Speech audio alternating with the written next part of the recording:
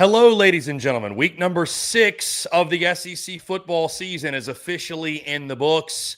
And do we have a ton to discuss here on this Sunday night, October the 5th, here on the Overtime Drive. As always, he's Cole the Bear Thompson. I am Chris Phillips. We are reacting to everything that took place in Week 6, special Sunday Fun Day edition of the Overtime Drive. Guys, as always, we get going. Make sure you hit that like and subscribe button. We are on the chase to 30,000 subscribers on YouTube. We can't do it without your love and support. Once again, make sure you hit that like and subscribe button. Also, check out our friends over at FanDuel, because as always, we are brought to you by our friends at FanDuel, FanDuel.com/SECU to join today and get started with $250 in bonus bets when you win your first $5 bet. Once again, that's FanDuel.com/SECU to get in on the action and get $250 in bonus bets today. This is the Overtime Drive, SEC Unfiltered, SEC football show, the best SEC football show on the internet. Sunday Fun Day edition here on this Sunday, October the 5th. You guys know the drill. We're reacting to everything that took place in the weekend that was, and did week number 6 ever deliver in the SEC and really all throughout college football. Also, of course, guys, as we always do, we are live right now, Facebook, YouTube, Twitter. For those listening via podcast, we appreciate each and every single one of you as well. But we're taking your questions, your comments throughout the show also. So be sure to engage. Be sure to lock in. We want to hear from you here on this Sunday night. Guys, once again, as always, I'm Chris Phillips. Joining me, as he always does, my co-host, colleague, partner in crime, the best in the business, Cole the Bear Thompson. Bear, what's going on, man? Appreciate you taking the time. Excited to chat with you once again, my friend. We have got a lot to discuss. Why does the state of Mississippi hurt me all the time? Like, honestly, it's like last season, I go ahead and believe that Jackson Dart's going to win the Heisman Trophy. They're going to go on an epic run to the college football playoff. They fall short. Mississippi State, I finally give you some credit. And unfortunately, now I got to eat crow. Texas A&M, you look the part. I got to give you credit where credit's due. I am an idiot. I am not a genius. I certainly do not know what the battered Aggie syndrome is in week 5. Who knows what's going to happen in week 6? And also, why did I turn my tide way too early? I cashed in my chips too soon on Billy Napier. I should have known it was going to happen. I should have figured that this was going to be the case. And lo and behold, now we got to discuss Billy Napier. How the hell do you do it, dude? Like, how the hell do you survive? We will certainly get into that, Bear. It is interesting every time Billy's seat gets to a level that I don't know that it can get any hotter. He finds a way to cool it off ever so slightly, even if it's just by a degree or two. Obviously, there's some crow you're going to eat on this show. You already have on social media. I commend you. Again, I see our guy, Bo Monari. He's already in the chat. Whoop, gig 'em, go Ags. I know he's excited to hear from you. Our guy, Plain, is in the chat asking about the swamp. We'll get there in a second. Gator Boy's in here. A lot of celebration, Bear, for the Gators. Jerry Moore, who joins us every week from Pascagoula, Mississippi. What's going on, Jerry? We appreciate you. JB as well. I'm sure many of others will file in, that familiar faces that we see on a weekly basis. Bear, let's start immediately with that Texas-Florida game, that Florida-Texas game, I probably should be saying. The game that, of course, we were at down in the swamp. First things first, briefly, I'll say is this. Bear, I've been to Gainesville a grand total of 3 times. And each and every single time, Florida folks, they have not only gone out of their way to make me feel welcomed, they have rolled out the red carpet every single time. It is one of my favorite trips on our stops. The people are incredible. I think Gainesville as a town is super underrated. The campus, I think, is super underrated. Very, very beautiful. It's one of those, Bear, like when you go to Louisiana, when you go to Texas, when you go to Nashville, or all, like, it's a place where you know where you are. You are in Florida. There's no doubt about where you are with just, the vegetation and kind of the scenery, if you will. It's an awesome place. And the swamp is one of my favorite venues, not just in college football, Bear, dare I say in college sports. It is just one of the coolest stadiums you will ever go to, with, the signage in there, and they've got the orange paint and the history, the tradition, the Heisman Plaza with Spurrier and Werfel and Tebow. And it's just a really, really cool place. And again, the people are really what set it apart. I can't say thanks enough to all the great Gators down there that each and every single time, like I said, I've come down there, they have made me feel extremely welcomed. And I also got, Bear, a really unique experience that people will they've already seen it. You'll see more in depth in the vlog. First time on the SEC Unfiltered tour that I have watched a game from a box. It was different. It was different. It is. There's pros and cons to everything. So the pro to that, obviously, free food, free drink, great company. It was an absolute blast. The vantage point was incredible, but you're not quite immersed in the atmosphere, which I was. It was tugging at my heartstrings a good bit because the swamp was rocking. I mean, it was an absolute madhouse. I finally got to see the swamp at its peak, and that is because, Bear, as we transition to the most important part of this conversation, that is the game. As Florida, I don't want to say they do the unthinkable because I think you and I thought this game would be close, but certainly the unexpected. They beat the Texas Longhorns 29-21, and it's not just the fact, Bear, of how they got the win or that they got the win. It is how it happened. A dominant defensive performance with 6 sacks on Arch Manning. DJ Lagway looks like the DJ Lagway we expected coming in the season. 21-28, 298 yards, 2 touchdowns on the day. Gators run for 159. So many different things. Dallas Wilson, welcome to the SEC. Good sir. There's so many things to pick here. I will say this, though, Bear, because you brought up Billy Napier. I am still full on fire Billy Napier. He's not the guy. I think this was a great win. I think this was a great moment for Gators everywhere. But even amongst Florida fans, Bear, the conversation leaving the stadium was, hey, great win. Feels great to be a Gator. We all agree Billy should still be gone. Like, I think even the entirety of the fan base outside of the, the rose-colored glasses, if you will, that I think just they always are going to want to believe their guy is the guy. I think most are under the assumption or under the understanding that, hey, great win. Billy seems to pull these out of his rear end when he needs to. He's not it for us in the long term. But still, I think this has to frustrate you as a Gator, Bear, more than anything, because this team has talent.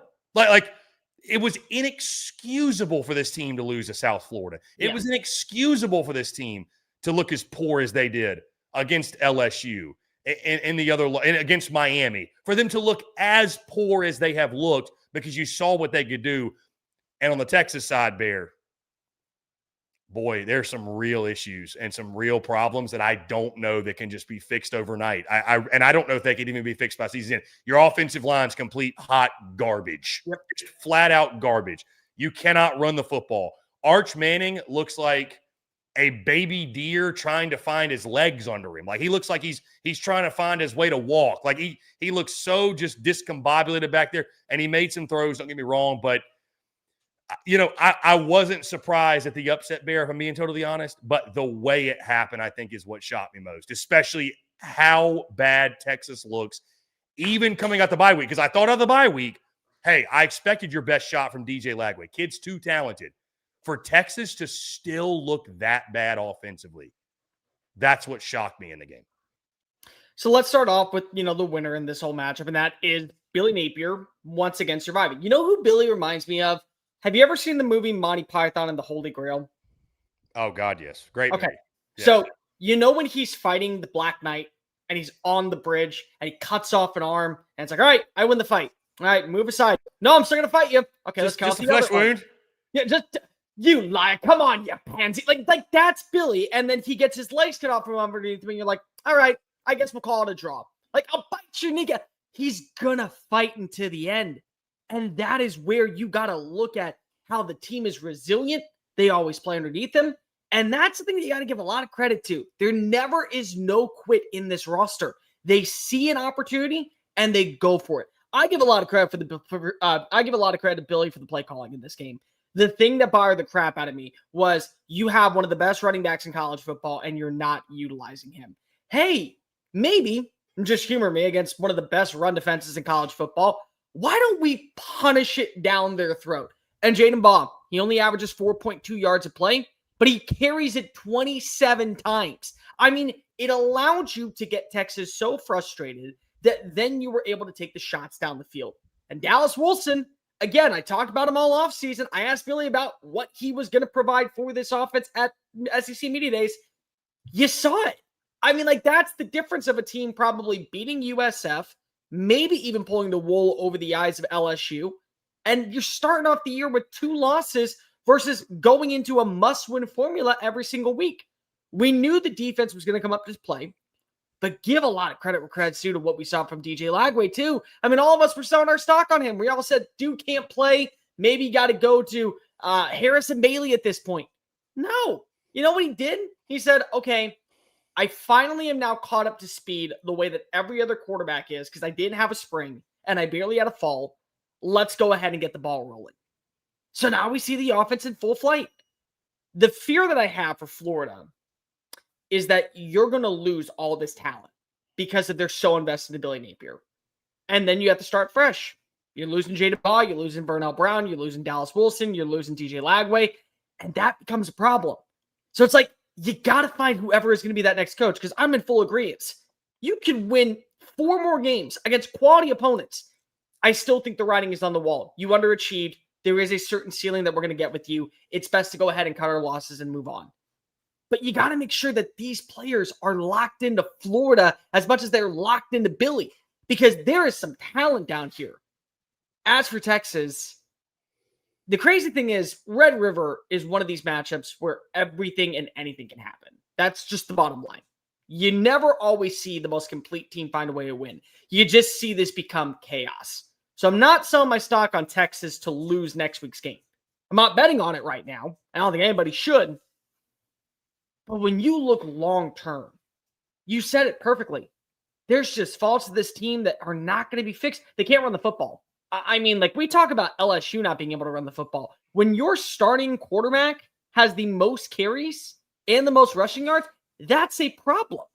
Wide receivers are dropping balls left and right. Defensively, you were getting blown off the line on third down efficiencies. That's something that became a major issue and helped Florida kind of coast its way to a lead. So you look at right now what Texas is, they're a team that just doesn't have an identity. And the worst part is they don't have an identity. And in October, you got to figure out what you are at this point. And that means that you probably won't know who you're going to be. And unfortunately for me, when it comes to Texas, we all overhyped them. I think everybody did, including me when it came to them as a team. Not Arch, but them as a team. The offensive line, it is what it is at this point. The running game, it is what it is at this point. Arch is who he is at this point. You have some faults. And I agree with you. It's not going to get fixed. This was one of those games to where you could have set the tone, made a statement. Wasn't possible. And ultimately, now you're sitting here with 2 losses going into Red River. And if you lose a third, I mean, you got to win out and hope that other teams find a way to mess it up for you to get into the college football playoff.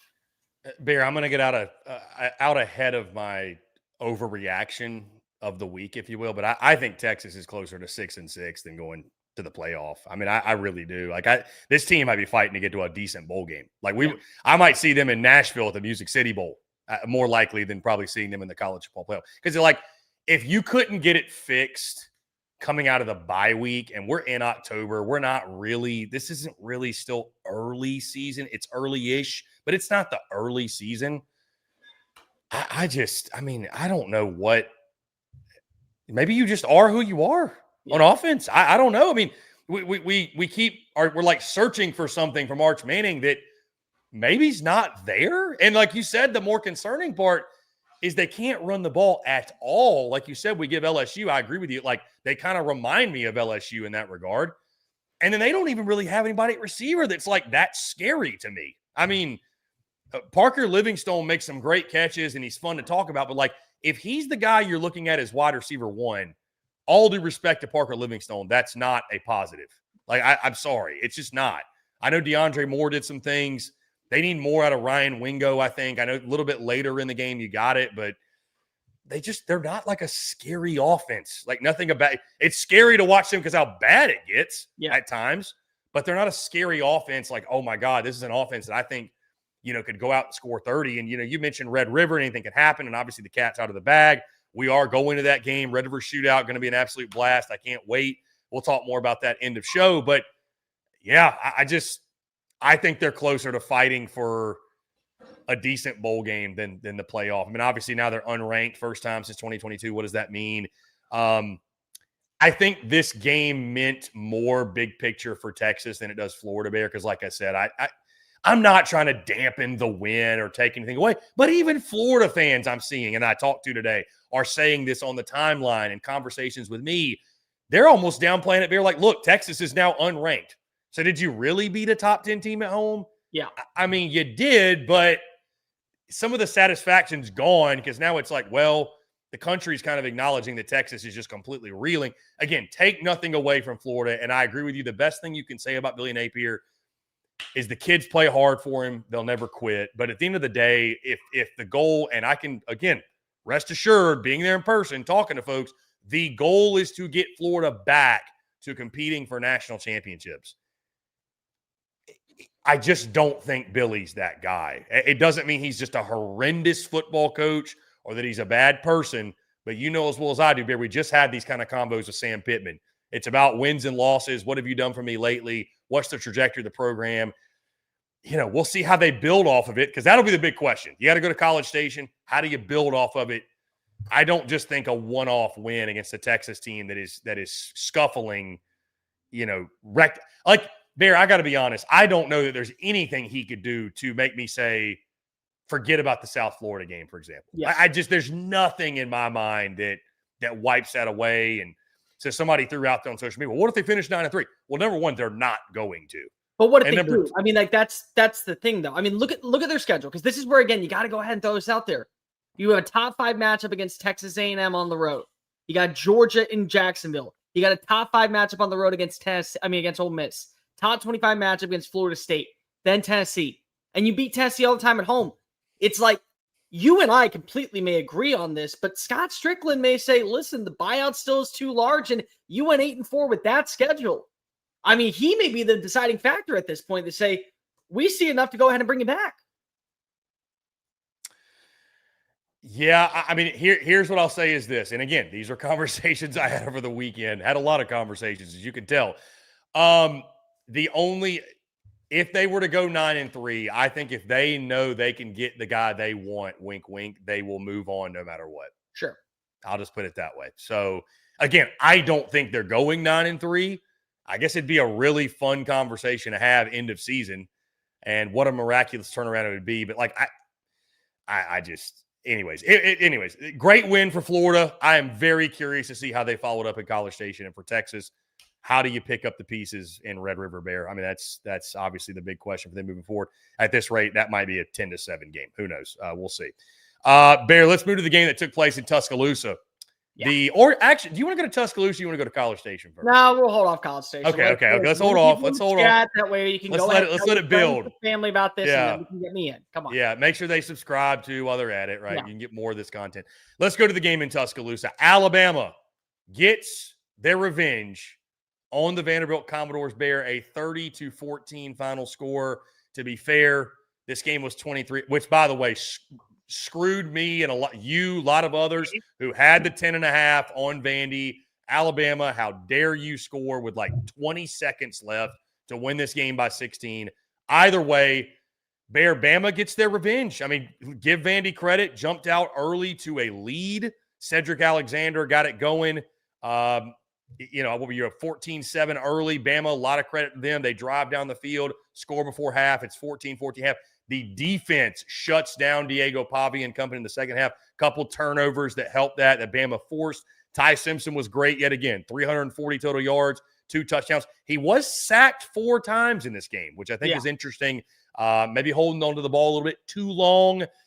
Some pressure by Vanderbilt. Give them credit too.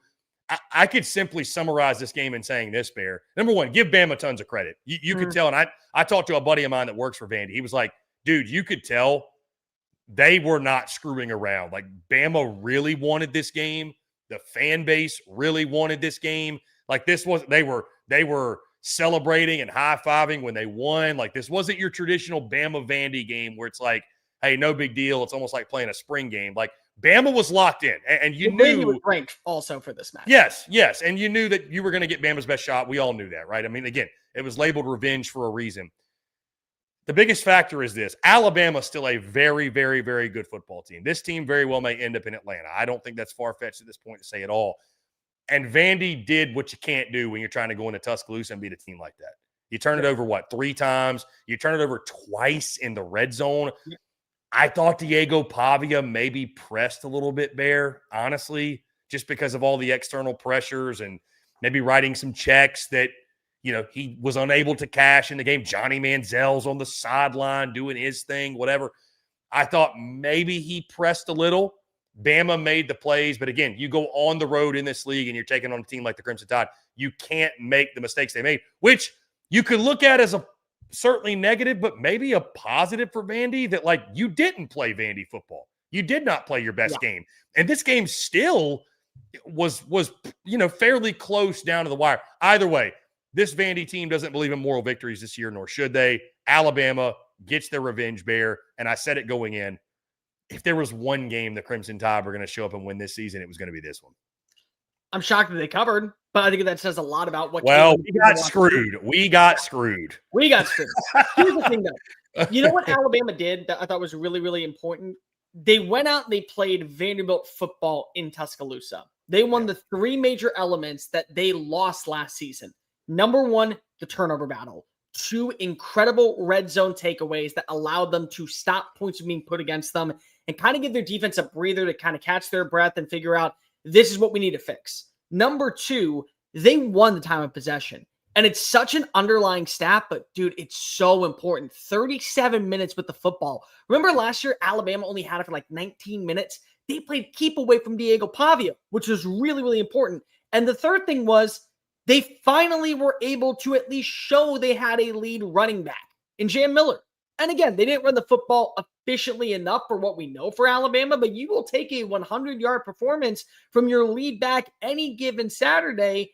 And then Kalen DeBoer, give a lot of credit to him, man. This is a dude that is so tender-hearted and is not known for being like this rah-rah, going to be so villainous and come with the attitude adjustments. We're going to play our game and we're going to carry ourselves with a certain demeanor, saying, you know what? Screw this. I'm done being the nice guy. Go for the jugular. Run in that touchdown to go ahead and close out the game because we want to show that we mean business this year. And so they did all those things that you need to see that Vanderbilt did last season. But the story of the game still remains, in my opinion, Ty Simpson. I mean, Chris, I'm going to be completely real. Congratulations on being smarter than me when it comes to Heisman Trophy pick, because clear as day right now, if I had to pick somebody to go ahead and win the title, it would be Ty Simpson. How do you beat him? I mean, how do you beat a guy that is so cool, calm, under pressure, and about 98% of the time makes the right reads? He does everything that you want. There's a play that's breaking on up, evades outside the pocket, waits for somebody to break on open. Cool. I'll go ahead and connect with him for a first down and a gain of 13. Play breaks on down. I'll step on up in the pocket. I'll at least get 4 yards, and then I'll slide and make sure I don't get hit. And then, like, every single one of like those 99 play, like it's like 29 plays in a row, he's perfect. And that's like, oh, you forgot how to play football because you nearly fumbled the football. You had a bad interception. But besides that, I mean, like, it's 99% of the time, dude looks the part. Completion percentage above 80%.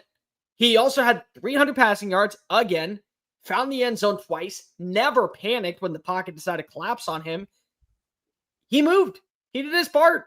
I mean, again, they took Vanderbilt's game plan and they kind of turned it on its head. And then the quarterback made the fewer mistakes. And that's really the storyline of this game. They knew what they were expecting in this matchup from Vanderbilt. They delivered on their end. Credit where credit's due. I still think that Vanderbilt gets a lot of credit for what they've done this season. There still is a lot more ahead of them. I still think that they could be an 8+ win team. But Alabama was prepared for this matchup. And they made sure to at least send a message. There is a lot of things they got to clean up still. I'm not going to go ahead and let them off the hook entirely and say this was a perfect game plan, because it wasn't. Bear, am I crazy for saying I think that Vanderbilt can still make the playoff? No, not at all. I don't think so. I think they go into a bye week. I think the LSU game in Nashville becomes, dare I say, must win. If you're going to go to the playoff, I mean, you probably need to win the home game, and you need to take advantage of an LSU team that's been inconsistent at best and bad at worst. I mean, they've been like Texas, essentially. I mean, it's just offensively, at least. I mean, defensively, it's a little bit, and I guess you could say they're kind of been the same, because defensively, both of them are a lead on that side. So it's been very, very similar. But it'll be a winnable game in Nashville. You'll get a week of rest. You'll get an extra week to get ready. By the way, thank you for the credit, because I do feel I become more and more giddy by the week as Ty Simpson He keeps just looked playing. so good. He's the best quarterback in the SEC. As he keeps playing so well. Yeah, somebody asked earlier, Plain says, Chris, would you agree Ty Simpson and Joey Aguilar are the best 2 quarterbacks in the SEC? Plain, I know that a ton of teams just had a bye week, but we cannot forget that Trinidad Chambliss still exists. Can we? He has to be up there with the way he's playing. He has to.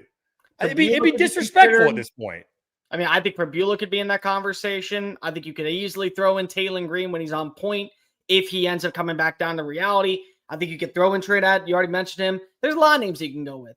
I think Joey Aguilar belongs in that conversation, certainly. But it all starts after Ty. I mean, Ty is clear-cut, in my opinion, number 1, and he earned that. And for Diego Pavia's standpoint, a lot of people are giving him flack right now for the way he mishandled the game afterwards. And I understand he wrote a check that his mouth couldn't cash, his production couldn't cash. Brother, let me just say this abundantly to you as someone who is a major fan of your game and is probably one of your biggest supporters. You got to own it. You talked a mad game going into this matchup. You can't be fighting with the drunk fan in the stands because if you didn't deliver. You did what you were not supposed to do. You played the most uncharacteristic Diego Pavia game we have seen this season. It doesn't mean you can't be right back as QB2 or one of the top names in the SEC at the position or find a way to lead your team to multiple upset wins. But you ran out in the belly of the beast that is very hard to win in, played a complete night and day different game that we're so accustomed to seeing you play, and ultimately it led to a double-digit loss. And that's on you. So you got to own it. And you're not a 21-year-old. You're 25. You really got to own it because you are an older player that's been in college for 6 years. So it's okay that you and Johnny Manziel had a good conversation at the sideline. I think that you're going to respond, put this game behind you, get back to playing Vanderbilt football that we're accustomed to seeing with you. But take the L, dude. I mean, sincerely, you got to take the L. You ran him out the entire week saying, we got to play Vanderbilt football. It won't be close. You didn't play Vanderbilt football, and it wasn't close. And Alabama played Vanderbilt football in their backyard, and it wasn't close because they took your playbook and they ran it against you. So just own it at this point.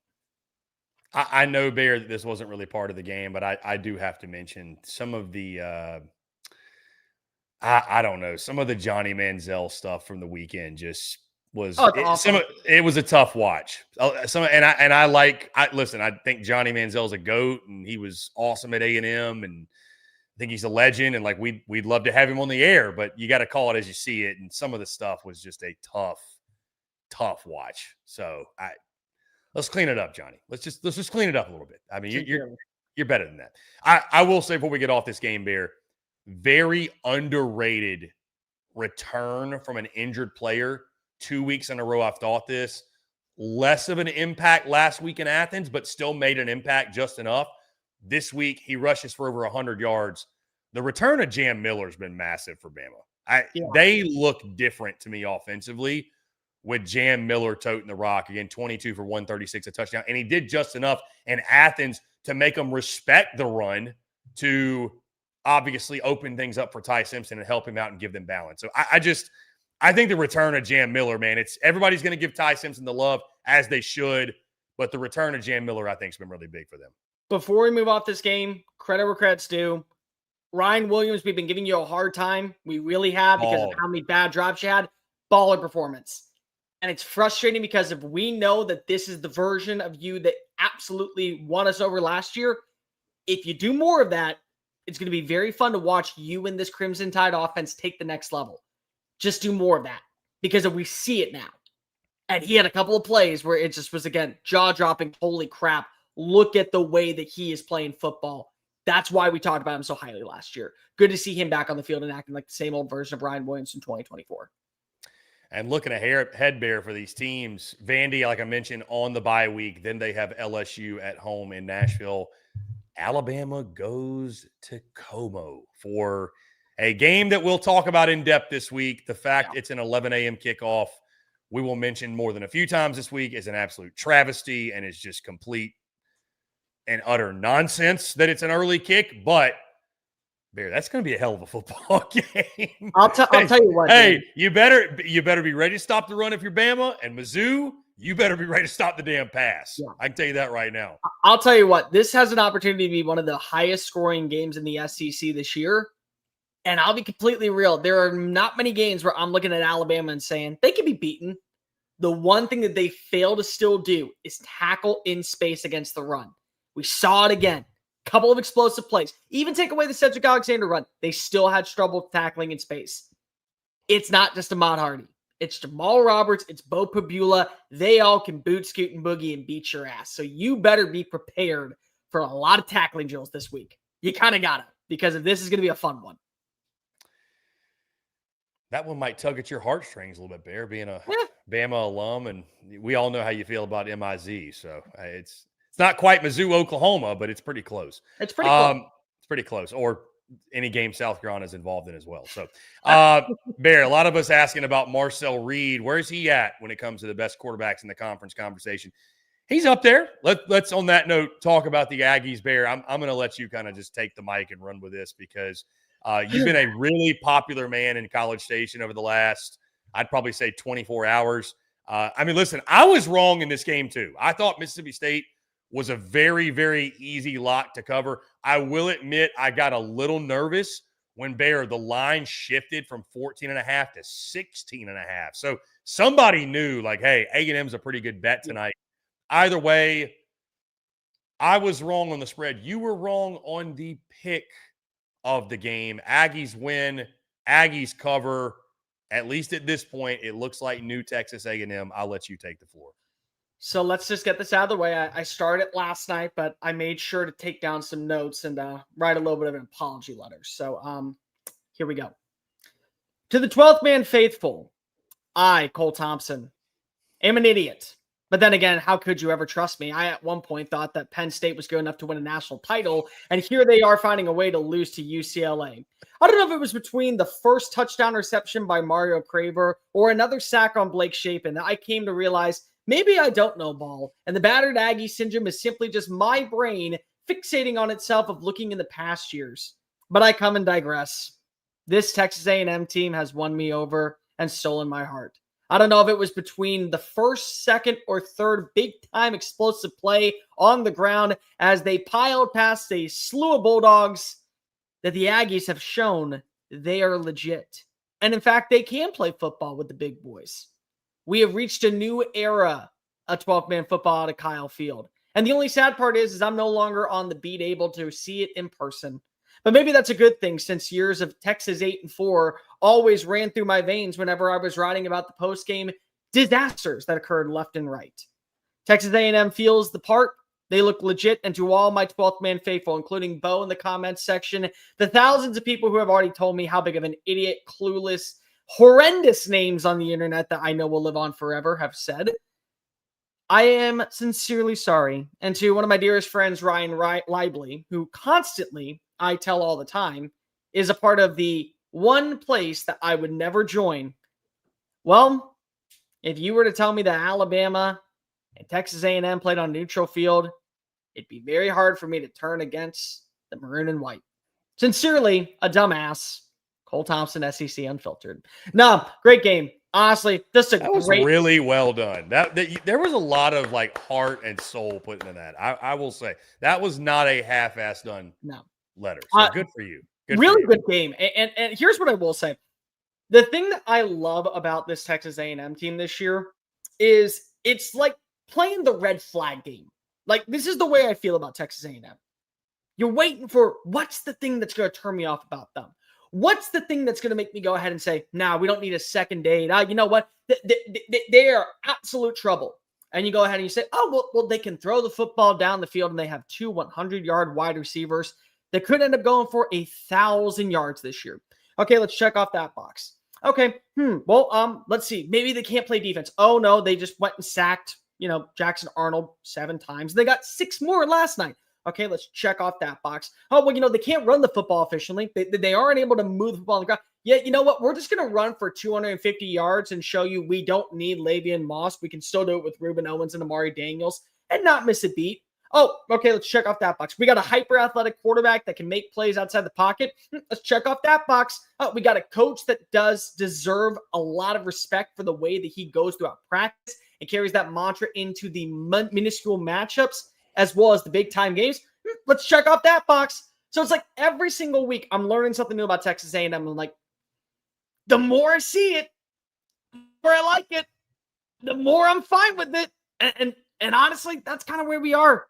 They once again answered a lot of questions for me last night, and they kind of bent the will of where was Mississippi State for a while. I mean, sincerely, they outgained them by over 300 total yards. They basically made this offense obsolete at times. They were able to go ahead and turn to their secondary punch. I mean, everything that you really wanted to see from Texas A&M in a game where, hey, we don't have to win a rock fight. We can just go out and kick your ass the way that we know how to.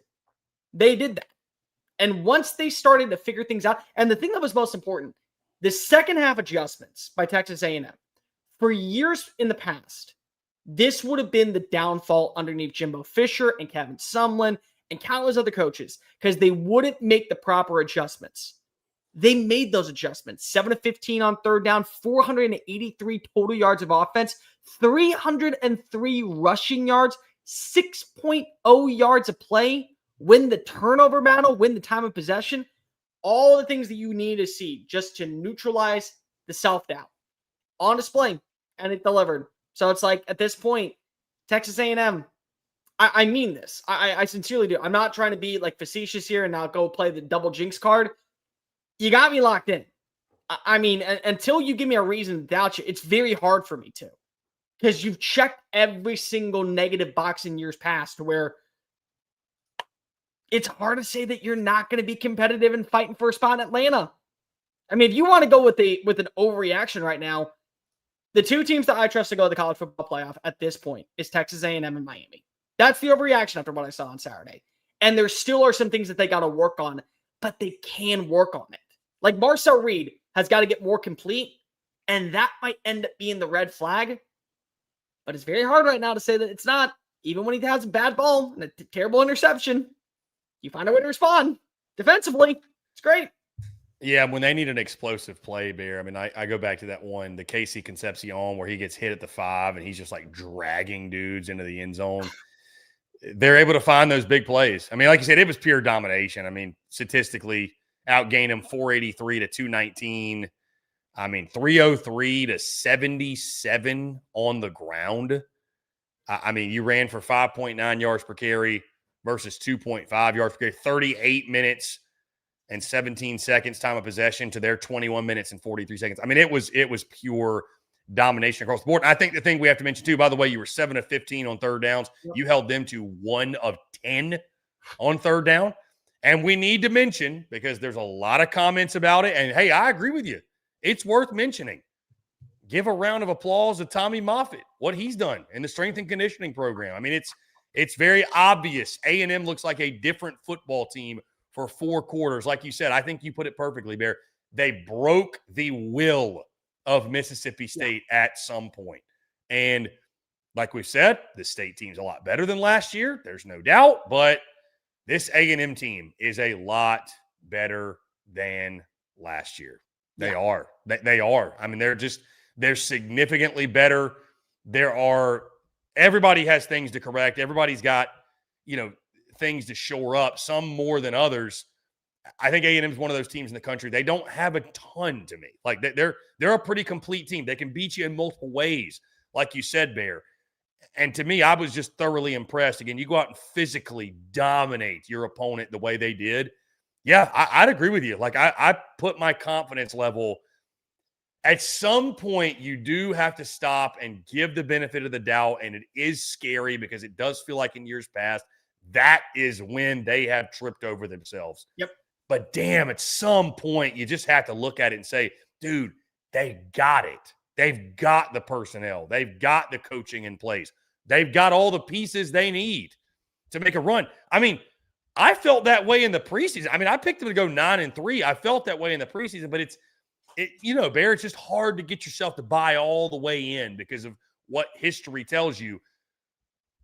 But maybe I was at fault, and many of us were too, because it's like history let me more so rule my school of thinking. And I knew the roster was good. A lot of us knew the roster was good. It was just Would it all come together? Obviously, it's just because you have a good roster doesn't mean you're going to go to the college football playoff. They've won some big games.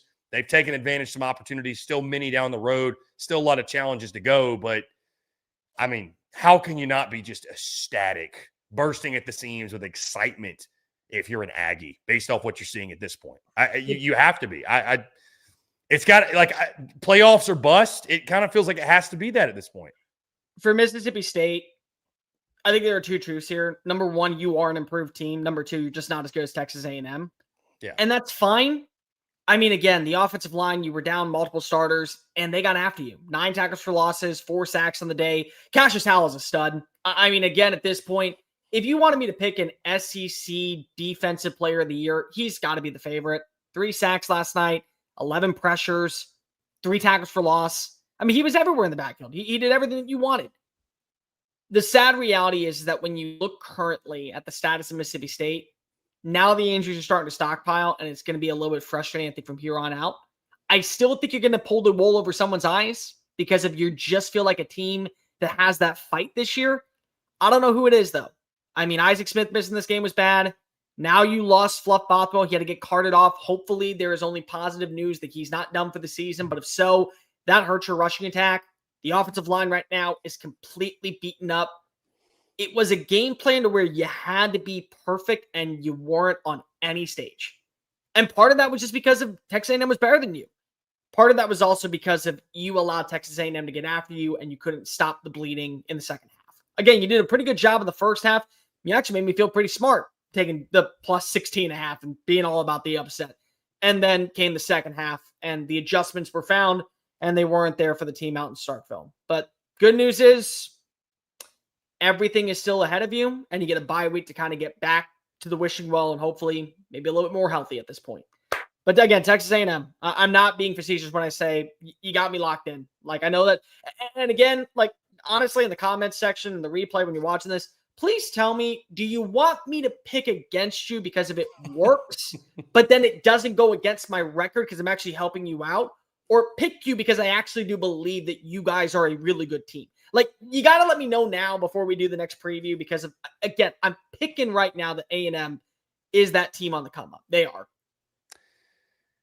Bear, speaking of the comments, imagine me telling you before the season got going that this was going to be a comment we got. Our friend Joe K says, if it's Texas 5-6 versus A&M 9-2, would love to see the Horns being the spoiler at DKR on Black Friday. I mean, just imagine imagine I told you before the season got going that was going to be a comment about that game. No, you would think it's the other way around. Right. You would think that A&M 5-6 getting to a bowl eligible and knocking Texas out of the playoff would be it, not the other way around. Because that never usually is the case when you talk to Longhorn fans. But you know what? That's the beauty of this rivalry coming on back. And that's something that I can appreciate. You do see how much hatred is between these two schools. And even though Texas doesn't want to admit it, there's nothing more they would love to see than A&M finding a way to miss the college football playoff by 1 game. Bear, I don't know where they rank right now statistically. Maybe Mizzou's ahead of them, but I will say good call by you, by the way, because that A&M rushing attack, if they don't rank number 1, they look like the most lethal rushing attack in the conference to me. Yeah. It's and I know you mentioned that the preseason, I think that was one of your bold predictions, but I mean, God, when you look at the offensive line, you look at the balance when you have the weapons they've got on the outside. It's and then you got the capable backs they have with Owens and Moss and Daniels, and it's just so and they don't many weapons. Off. That's the thing. And Marcel Reed can run the football. Yeah, it's just they do not drop off. They are deep. They are talented.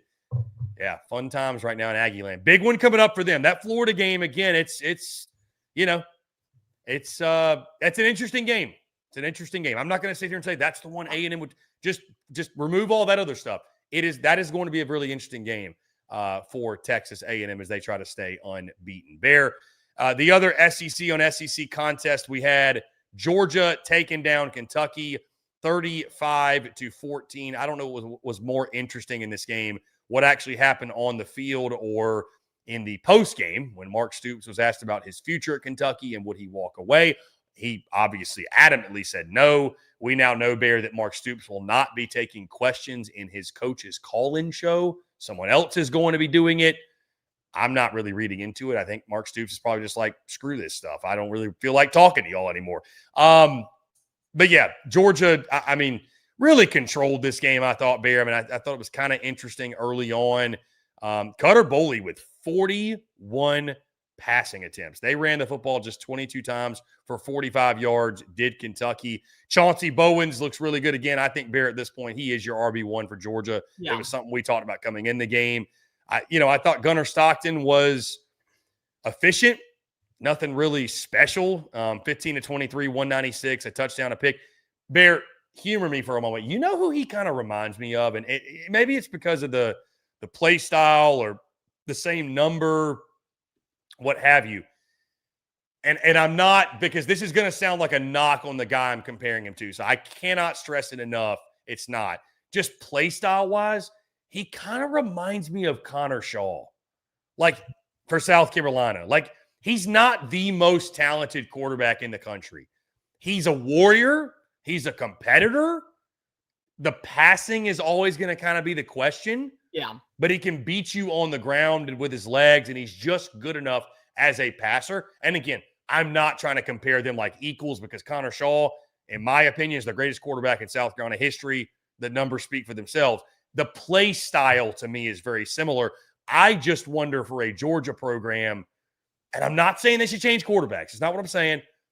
I wonder for a Georgia program that's trying to win it all, like, does it ever creep in the back of your mind, like, is this the guy that's going to can he win the whole thing? Can he win is the upside there with him to win the whole thing? Obviously, other parts of this football team are going to have to help him. But maybe I'm getting caught up in the, it's not flashy, it's not sexy, it's not what Ty Simpson's doing, for example. It's a different way to win and compete. But either way, Georgia dominates on the ground, Bear, 183 to 45. They get the win, kind of as we expected in this football game. And Dogs, by the way, cover the 20.5 by a half point. Yeah, and then that late touchdown that we finally did see ended Screwed up you on the yeah. Again, I went like 1 of 4 this week, and like 3 games were decided in the last 3 minutes of it. So welcome to Vegas. That's it. Welcome to Chris Phillips. Usually when he has his betting line, and I'm with terrible best bets like this week. Here's the thing: I don't disagree with you when it comes to Connor Shaw. What I think about Georgia is you've never really been so physically impressed with all the attributes of a quarterback at Georgia when they're really, really poignant. I mean, Jake Fromm took them to a college football playoff and a national title appearance. The first season that we saw them win a national title with Stetson Bennett, he was a part of the solution. He wasn't the entire identity. Year 2, he really took on over and made it his own, and that's why he was a Heisman finalist. But there was enough to like about what he provided that didn't hurt your staff, but didn't elevate your staff. So I understand where you come from that pinpoint. The thing is that maybe that isn't going to be good enough because of what we know about the college football playoff. If you're not getting that first round bye, you have to win 4 consecutive games nonstop to guarantee that you are playing for a national title. And that means winning a national title. So you got to win 3 in a row, and then you got to play a 4th one to even be in the final hunt. And I don't know if that's going to be good enough with Gunnar Stockton. But they still are going to be a team that knows how to run the football efficiently. The ability of his athleticism to trust the rushing attack. He had 2 rushing touchdowns on the day. It's got to count for something. He had a bad interception. I mean, we can just call it as is. It was a very bad interception. But he still averaged 9.1 yards a throw. I mean, he still was able to get the ball out to Zachariah Branch. We still got to see some Dylan Bell involvement in there. There were some things that you really like about what he provides as a player to where I think that you can win with him. I don't know if you will win because of him. And I think that the best comparison is Dak Prescott. Dak Prescott is a quarterback that you'll win with.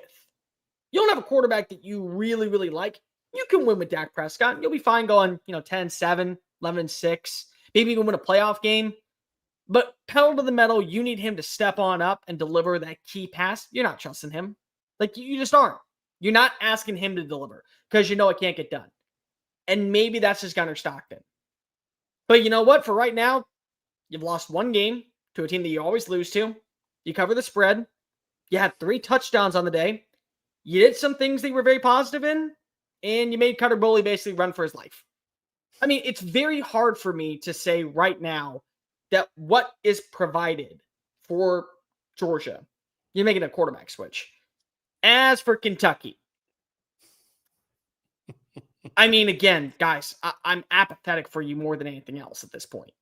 I am. I actually have like this feeling in my chest of kind of just despair because of at one point we were talking about you as that resilient team that every few years would kind of show on up to the party, wouldn't be invited in, but you know what? You'd be knocking on the door and going, "Hey, I'm gonna sneak my way in. I'm gonna find my way to go ahead and play a couple games of beer pong. I'm gonna find my way to go flirt with the hot chick. Yeah, 10-win season. You know, we're ranked. We're number 15 in the country. And you've gone so far from that at this point. Defensively, you're not there. Offensive line is basically a turnstile. If you aren't running the football, you basically don't have a second option in the passing game. And now you hear about Mark Stoops saying, I'm not going to answer questions anymore on my coach's show. I'm not going to answer questions about my status here long term. The problem is that we're 2 years too late because you were supposed to be headed on a flight down to College Station. That backfired. And so then people realized he wants out of here.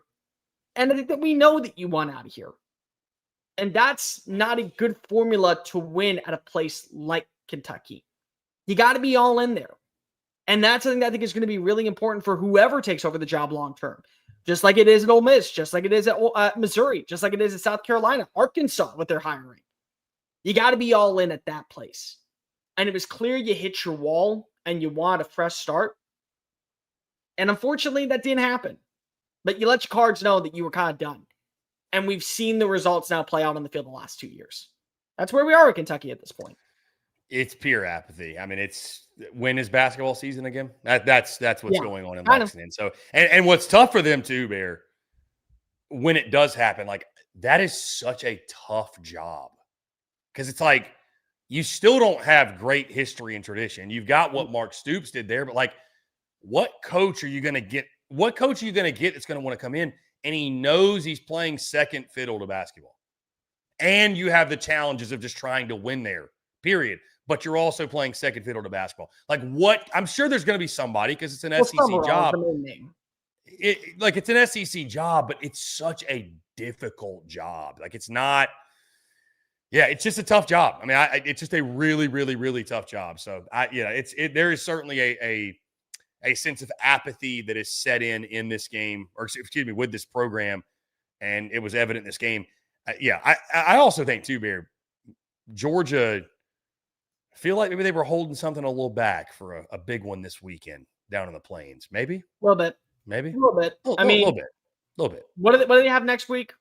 The Auburn. That's right. They have Auburn on the Plains. On the Plains at night. So, like, here's the thing, and like we can move on from this in a second, but like John Summerall is the name that everyone has linked to the Kentucky job because if he's from Kentucky and he has ties to the state, if you're him right now, are you not maybe holding out a little bit just to know the resources are going to be there?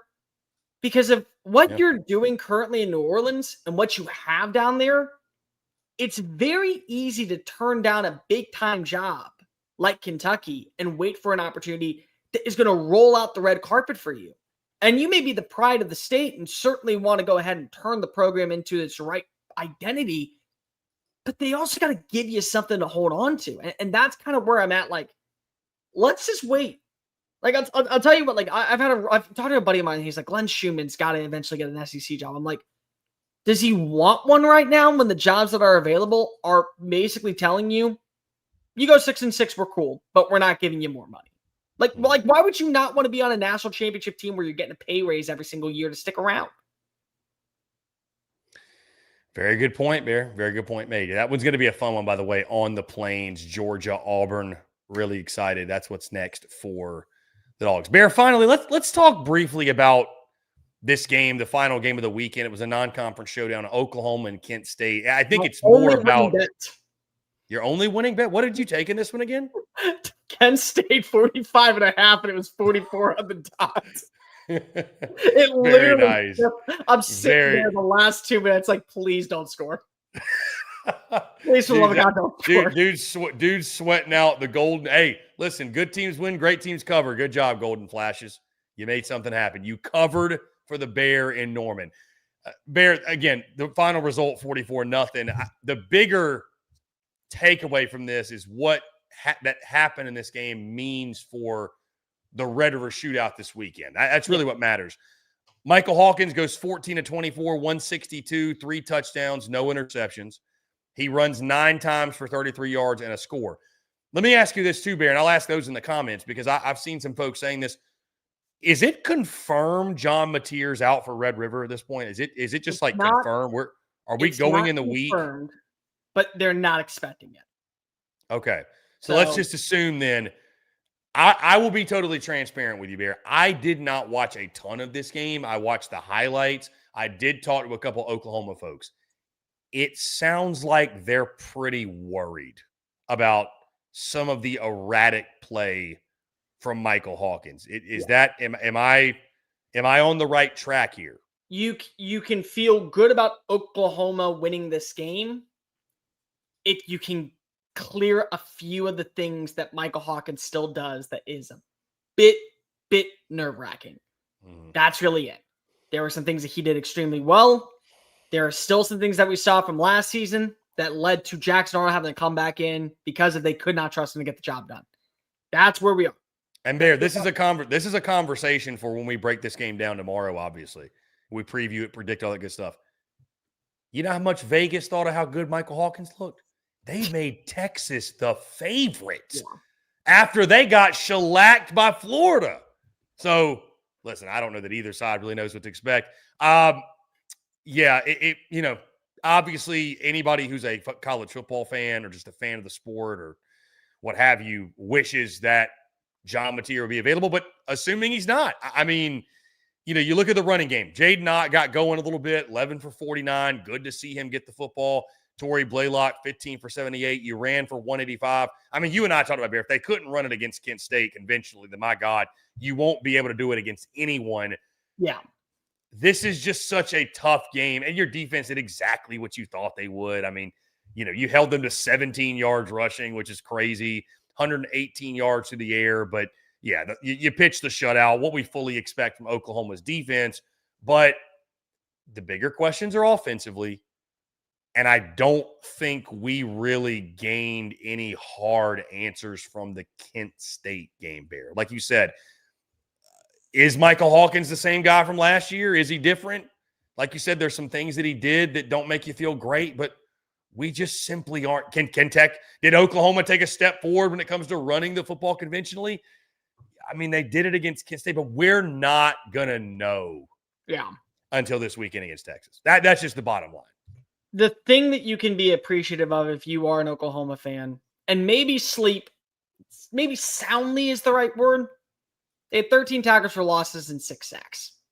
And this is an offensive line that right now you have DJ Campbell, and that's it.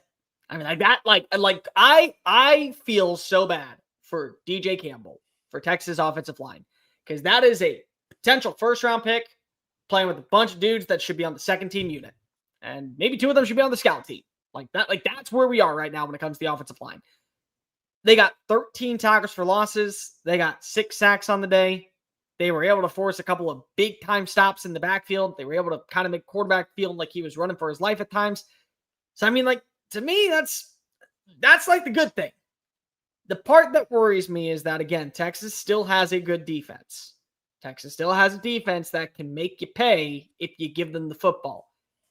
And it's not all Arch. Arch was a problem in the game against Florida, but he wasn't the only one. And what if the things that were really positive in this game come back to bite Oklahoma in this matchup out in Dallas? And I've seen this game play out before. I have seen the scenario where Oklahoma is the favorite and Texas wins. And Oklahoma has the first-round quarterback and Texas wins. And Texas has the quarterback that fits the system. And Caleb Williams is called off the bench to replace Spencer Rattler. And it is a complete night and day difference from the second that 13 enters the game. Like I've seen it happen. So I can't entirely feel confident either way in this matchup because there are things that upset you. And you're just like, yeah, you know what? It could easily hurt you. I still feel like he had 4 touchdowns on the day with Michael Hawkins. That's enough to say it's better than last year.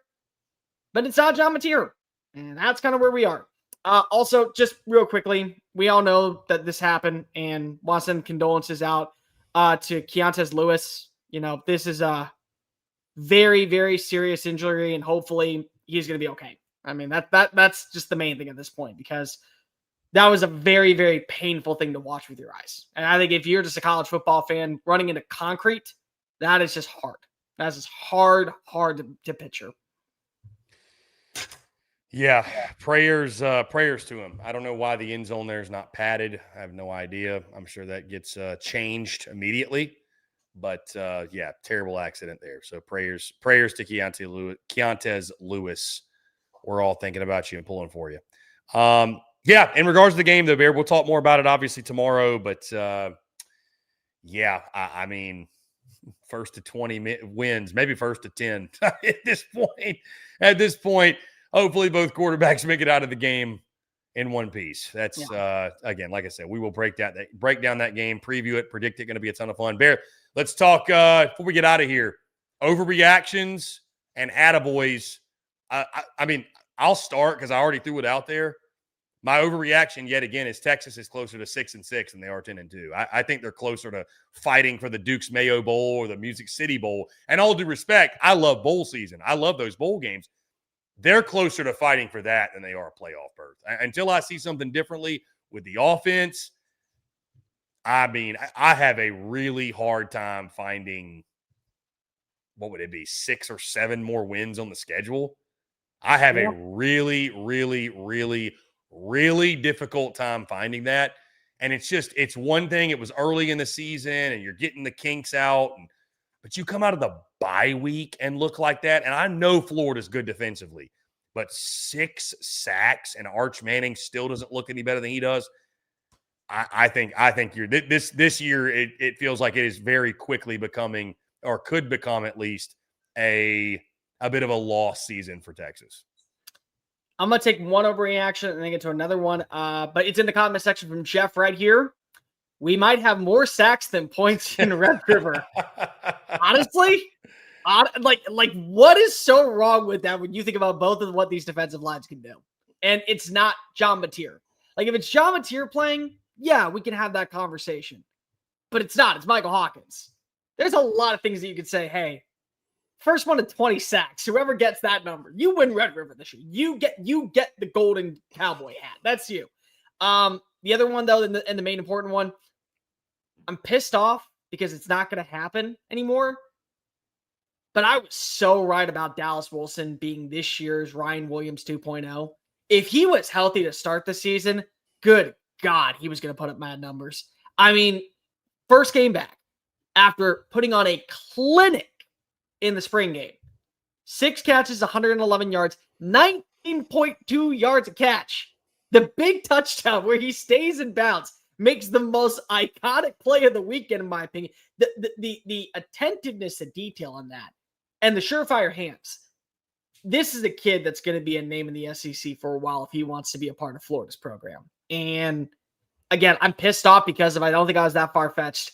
He was going to have a Ryan Williams type year where we're going into 2026 and saying that's top 10 playmaker. I mean, he looks everything that you want. And he's a great complimentary piece of what you got already in Burnell Brown. Bear, any other overreactions? I'm trying to think if I have any. I don't think I have any either. Let's go attaboys. I'm going to give this attaboy because he may not get another one all season. I have no idea, but you know what, man? Attaboy, Billy. Attaboy, Billy Napier. My God, you got your team up off the mat, and every time it seems like Billy Napier is a cat with 9 lives. Every time you think you've gotten rid of him, he just somehow comes up with another one. He drops from the sky and lands on his feet with another life, just scratching and clawing and fighting and screaming, and that's just what he did. I mean, again, I don't think Billy Napier is the long-term answer. It doesn't mean I was not, very entertained, I'll say. And I was happy for Gators fans, admittedly. I was happy for Gators fans that they were happy that the swamp was rocking. Yeah. So, I mean, listen, I commend him for keeping his locker room together in one piece. It is admirable. I don't know why, Bear, it takes them facing such levels of adversity to get it out of them, because it seems like it does, but I commend you. I commend you for being a leader of men. I commend you for and give you an attaboy for getting that team ready to play and, getting a big win, a win that Florida just I mean, there was talks when I got in town that if they lost, and especially if they lost, by a wide margin, that we may be having a conversation tonight about a new head football coach in Gainesville. Like that, it was like that serious there. So attaboy Billy Napier for at least delaying those combos for another week. I got 2 attaboys this week. The first one is to Sam Pittman. And the reason why it's to Sam Pittman is because if he's probably watching some inadequate offensive line play and going, if I want a job, I can basically tell everybody what my asking price is, and you better pay it. You better go ahead and give me a sum of cash because I don't need the money. I can just sit back and have a cold beer. But I'll come down and coach your offensive line in DB. Texas might need to give him a phone call over Kyle Flood. Alabama, I think, would love to give him a phone call at the same time just because of why not? I think that also you want to look at Georgia for that instance. He already has the ties there. Sam Pittman, attaboy. You're not going to be the head coach at Arkansas anymore, but you're still going to get paid. But my main attaboy goes to Tommy Moffitt down at Texas A&M. In my opinion, the reason why Texas A&M is where it is because of what Tommy Moffitt is doing currently in the strength and conditioning room. I mean, it is a night and day difference of what we have seen from the players, the physicality, and the ability to consistently feel like that they're trending upward and that there's just another level to the game. And that, to me, is an identity thing that has been such a fault out at Kyle Field for years underneath, and thank you, Bo, for that one, underneath Jimbo, underneath Kevin Sumlin. Tommy Moffitt won 3 national titles at LSU, and he is making sure right now, listen, we may not win a national title, but boy, oh boy, am I going to make sure that we're at least prepared to be in that conversation. Give a lot of credit there. Attaboy to you, Tommy Moffitt, for getting Texas A&M prepared. It kind of making me look stupid and eat crow. Yeah, for those listening, our guy Bo Molinari in the comments says, my attaboy is for Cole. You called your shot, lost, and owned it like a man. Much respect, amigo. Gig 'em. Attaboy, Bo. Appreciate you, Bo. That give some credit to the bear over there. Yeah, give some credit. Guys, we appreciate you all just running through these comments. Jeff says, my Tigers need to learn from the Vandy game. They stopped running the ball. Feed Hardy until his legs fall off. Well, he's built like a tree trunk, so I don't think that'll be a problem. Tony, SEC getting real now that it's October. Yeah, Bear, I kind of feel like looking ahead, we've got a sort of a, dare I say, like a separation Saturday. These next couple are going to – that's sort of what October's filled with. Yeah, I mean, that's what it is. Yeah, your separation Saturdays, who's a contender, who's a pretender. There's going to be a ton of trash talk flooding our comments, our mentions, the timeline, because we all know what week it is. And on that note, we all know where the SEC Unfiltered Tour is going, myself and the Bear, Dallas, Texas, the Red River Shootout.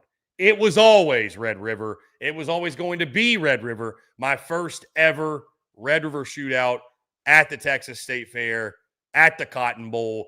And I will say this too, by the way, for all those listening, watching, if you're hearing the sound of my voice, and I know the Bear is here to assist, but please give me any suggestions, where to go, what to do. I know we're going to have a lot of our Oklahoma friends will be there. A lot of our Texas friends will be there.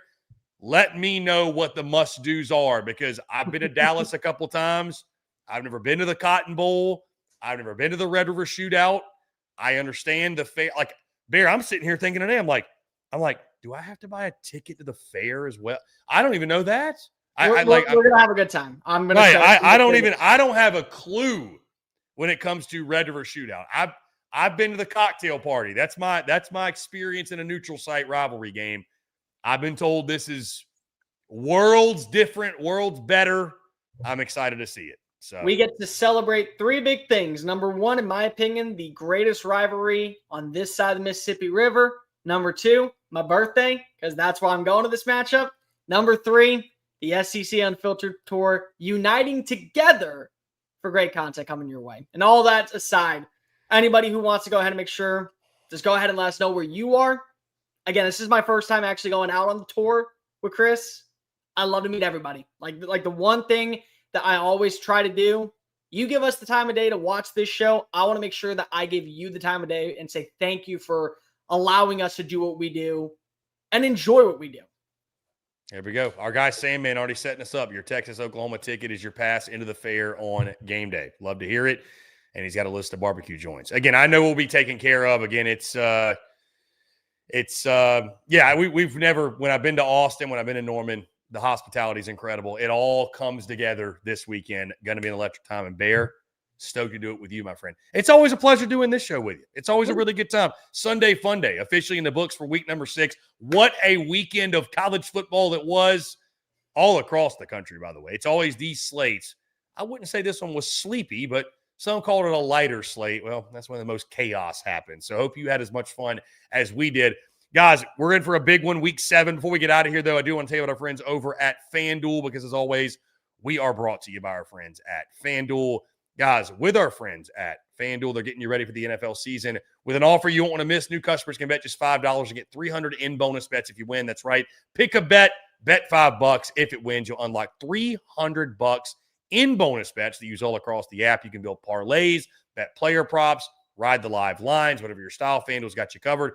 The NFL season is here. The MLB playoffs are in full swing. College football, of course, is rocking and rolling. NBA, NHL are about to start. Guys, college baseball and college hoops will be here before you know it. Make sure you're in the game. The only question is, are you ready to play? With our friends at FanDuel, you will be. FanDuel.com/SECU to download the FanDuel app today and get started. Once again, FanDuel.com/SECU to get in on the action today. The Overtime Drive Sunday Fun Day edition, week number 6, officially in the books. Put a pin in it, guys. We appreciate each and every single one of you tuning in. As always, make sure you like and subscribe on YouTube. We are on the race to 30,000 subs. We can't do it without your love and support. Also, make sure you check us out across all social media platforms, wherever you get your podcasts, and, of course, our website, secunfiltered.com. And like I mentioned, the SEC Unfiltered Tour rolls on to Dallas, Texas for the Red River Shootout. Till then, though, we got a lot of content on the way. Previews, predictions all week long. Overtime Drive returns on Wednesday to break down and preview what is going to be a fantastic and a beautiful week number 7. Content bleeding out of the eyeballs from us all week long. For Cole the Bear Thompson, I'm Chris Phillips. This is the Overtime Drive, SEC Unfiltered, SEC Football Show, the best SEC football show on the internet. Y'all have a great rest of your Sunday night. We will talk to you all on Wednesday. Cheers.